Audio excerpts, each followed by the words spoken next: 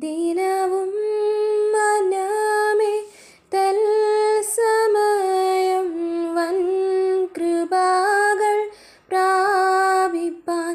ദിനവും മനമേ തൽസമയം വൻ കൃപകൾ പ്രാപിപ്പാൻ. അതിധൈര്യമായി കൃപാസനത്തിൻ അന്തികത്തിൽ ചെന്നു നീ. അതിധൈര്യമായി കൃപാസനത്തിൻ അന്തികത്തിൽ ചെന്നു നീ.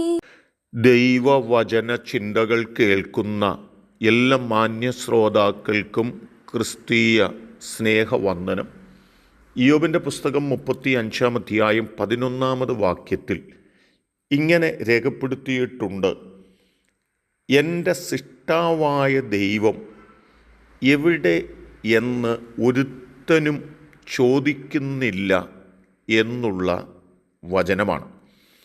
നിൻ്റെ ദൈവം എവിടെ എന്ന് അവർ എന്നോട് നിത്യം ചോദിക്കുന്നതുകൊണ്ട് ഞാൻ സങ്കടപ്പെട്ട് കണ്ണുനീർ ആഹാരമാക്കി ജീവിതത്തിൽ മുൻപോട്ട് പോയിരുന്ന കാലമുണ്ട് എന്ന് ഓർപ്പിക്കുന്ന വാക്കുകളുണ്ട്. നിരന്തരമായി ദൈവത്തിൽ ആശ്രയിക്കുകയും ദൈവത്തോടാഴമായി പ്രാർത്ഥിക്കുകയും ആ നിലകളിൽ മുൻപോട്ട് പോവുകയും ചെയ്തിട്ട് എങ്ങും പ്രാർത്ഥനകൾക്കൊരുത്തരം കിട്ടാതെ സങ്കടങ്ങൾ മാത്രം അവശേഷിച്ചുകൊണ്ട് മുൻപോട്ട് പോകുമ്പോൾ നിൻ്റെ ദൈവം എവിടെ എന്ന് ചോദിക്കുന്ന നിരവധി വ്യക്തികൾ നമ്മുടെയൊക്കെ ജീവിതത്തിൻ്റെ മുൻപിൽ കടന്നു വരികയും അവരുടെ ചോദ്യത്തിൻ്റെ മുൻപിൽ പലപ്പോഴും മറുപടി പറയുവാൻ കഴിയാത്തവരായി പകച്ചു നിൽക്കേണ്ടി വരുന്ന, മൗനമായി നിൽക്കേണ്ടി വരുന്ന ഘട്ടങ്ങൾ ജീവിതത്തിനകത്ത് കടന്നു വന്നിട്ടും ഉണ്ടാകാം. എന്നാൽ നാം തിരിച്ചറിയേണ്ട ഒരു കാര്യം, നിൻ്റെ സൃഷ്ടിതാവ് എവിടെ, നീ സേവിക്കുന്ന ദൈവം എവിടെ, നിൻ്റെ പ്രാർത്ഥന എന്തായി, നിനക്ക് എന്താണ് ഉത്തരമില്ലാത്തത്, നിൻ്റെ പ്രശ്നങ്ങൾക്ക് എന്താണ് പരിഹാരമില്ലാത്തത് എന്ന് നിന്നോട് ചോദിക്കുന്ന ഒരു കാലം നിൻ്റെ മുൻപിലുള്ളതുപോലെ തന്നെ ഒരുത്തർക്കും നിൻ്റെ ദൈവം എവിടെ എന്ന് ചോദിക്കാൻ കഴിയാത്തതുപോലെ ദൈവത്തിൻ്റെ അത്ഭുതങ്ങളും ദൈവത്തിൻ്റെ മഹത്വവും നമ്മുടെ ജീവിതത്തിനകത്ത് ഇറങ്ങി വരുന്ന ഒരു കാലം ഉണ്ടാകുമെന്ന് ദൈവത്തിൻ്റെ വചനം നമ്മെ ഓർമ്മപ്പെടുത്തുകയാണ്. ദാനിയേൽ പ്രവാചകൻ്റെ പുസ്തകം 6-ാം അധ്യായത്തിലേക്ക് നാം ഒന്ന് കടന്നു വന്നാൽ 4-ാമത്തെ വാക്യം മുതലുള്ള വാക്കുകൾ വായിക്കുമ്പോൾ ദൈവത്തിൻ്റെ ദാസന്മാരോട് നിങ്ങളുടെ ദൈവം ആരാണ്, നിങ്ങളുടെ പ്രാർത്ഥനാ ജീവിതം എന്താണ്, ഏറ്റവും വലുത് രാജാവല്ലേ, രാജാവിനോടല്ലേ പ്രാർത്ഥിക്കേണ്ടത് എന്നൊക്കെ ചോദിച്ച് അവരെ ഏറ്റവും കൂടുതൽ വേദനപ്പെടുത്തുകയും സങ്കടപ്പെടുത്തുകയും ഒക്കെ ചെയ്തിട്ടുള്ള ഘട്ടങ്ങളുണ്ട്.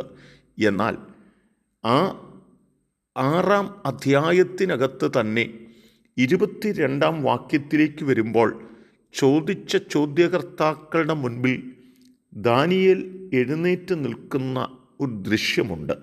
അവിടെ രാജാവടക്കം പ്രജകളടക്കം സകല മനുഷ്യനും ദാനിയേലിൻ്റെ ദൈവത്തെക്കുറിച്ച് മനസ്സിലാക്കിയിട്ട് നിൻ്റെ ദൈവം ആരാണെന്നോ നിൻ്റെ ദൈവം എവിടെയെന്നോ ചോദിക്കാൻ കഴിയാത്തവരായി അവർ ഉത്തരം മുട്ടി നിൽക്കുന്ന ഘട്ടങ്ങളെക്കുറിച്ചും നമുക്ക് കാണുവാൻ കഴിയുന്നുണ്ട്.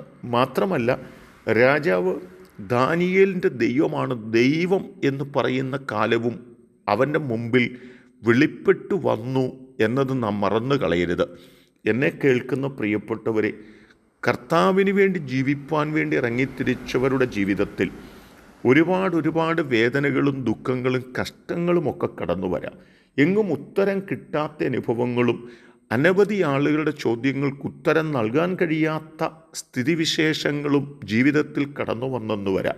എന്നാൽ ഒരു ദിവസം ദൈവം നമുക്ക് വേണ്ടി വെളിപ്പെടുകയും നമ്മുടെ സകല പ്രശ്നങ്ങൾക്കും മറുപടി തന്ന് നമ്മുടെ ദൈവം ആരാണെന്ന് മറ്റുള്ളവരുടെ മുമ്പിൽ അവർക്ക് ബോധ്യപ്പെടുന്ന നിലയിൽ ദൈവം പ്രവർത്തിക്കുകയും ചെയ്യുന്ന കാലമുണ്ടെന്ന് തിരിച്ചറിഞ്ഞ് ആ ഒരു ദിവസത്തിന് വേണ്ടി കാത്തിരിക്കാം. ദൈവം അതിന് നമ്മെ എല്ലാവരെയും സഹായിക്കട്ടെ.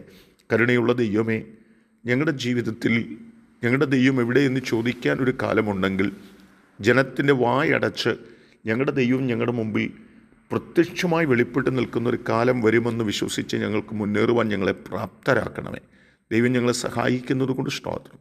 യേശു കർത്താവിൻ നാമത്തിൽ തന്നെ ആമേൻ.